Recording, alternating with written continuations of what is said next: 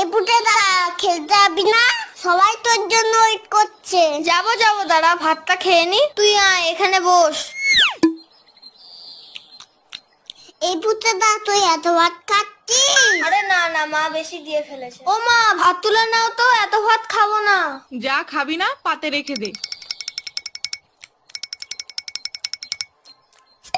হ্যাঁ রে বাবান, তোদের বাড়িতে আজকে কি রান্না হয়েছে রে?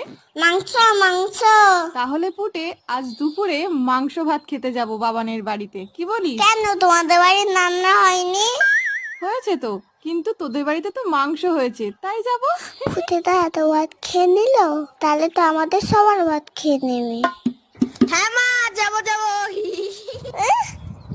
যাবো। না না, আমি তো মিথ্যে কথা বলেছি। বাবা তো পচা কাতলা মাছ এনেছে বাজার থেকে। আমি এখন যাই, সবাই আমাকে